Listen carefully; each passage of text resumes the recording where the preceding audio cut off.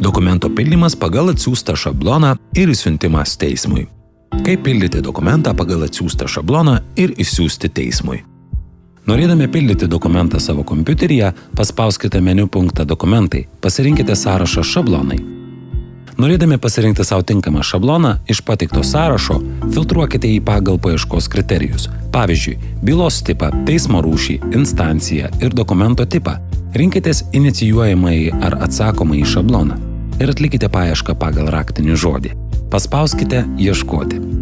Iš pateikto sąrašo pasirinkę šabloną, kurį norite pildyti, galėsite peržiūrėti, kaip jis atrodo. Paspaudę Atsisiųsti dokumento šabloną, galėsite atsisiųsti pasirinktą šabloną DocX formatu. Jei norite visus dokumentų šablonus turėti savo kompiuteryje, paspauskite Atsiųsti visus šablonus. Tai padarius į jūsų kompiuterį bus atsiunčiamas zip formato paketas. Dokumento šablone yra specialūs laukai informacijai įvesti. Juose galite įrašyti reikiamus duomenis, kurie vėliau bus nuskaitomi iš užpildytų laukų, keliant dokumentą į EPP portalą. Įrašykite likusį dokumento tekstą ir išsaugokite pakeitimus. Tuomet įkelkite užpildytą DocX formato dokumentą į EPP portalą, bylos kortelėje arba viename iš dokumentų sąrašų. Išsiųstų dokumentų sąraše paspauskite Įkelti sukurtą dokumentą. Atsivėrusiame dokumento įkelimo lange galite susipažinti, kokių formatų failus galite įkelti.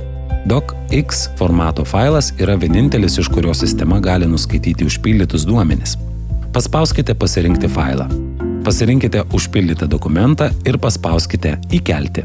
Tuomet atidaromas dokumento pildymo langas, kuriame automatiškai įrašomi duomenys iš įkelto DocX dokumento.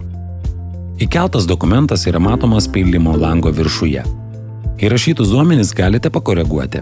Paspaudę Pridėti priedą, galite įkelti kartu su dokumentu siunčiamus priedus tiesiai iš savo kompiuterio. Paspaudus Įkelti failus, pasirinkti priedai bus pridedami dokumento pildymo lange. Dokumentą galite išsiųsti teismui tiesiai iš pildymo lango, paspaudę mygtuką Siųsti dokumentą. Išsiųstas dokumentas atsiduria išsiųstų dokumentų sąraše. Išsiųstų dokumentų sąraše esant reikalui galite atšaukti išsiųstą dokumentą iki tol, kol teismas nepradėjo jo registracijos proceso. Atšauktas dokumentas atsidurs atšauktų dokumentų sąraše. Atšauktų dokumentų sąraše paspaudę dokumento tipo nuorodą, jį vėl galėsite pataisyti ir išsiųsti teismui. Išsiųstų dokumentų sąraše paspaudę dokumento tipo nuorodą, galėsite peržiūrėti išsiųsto dokumento kortelę. Išsiųsto dokumento kortelėje galėsite atsisiųsti įkeltą ir išsiųstą dokumentą bei jo priedus atskirai arba paspaudę Atsisiųsti ad hoc viską atsisiųsti viename pakete.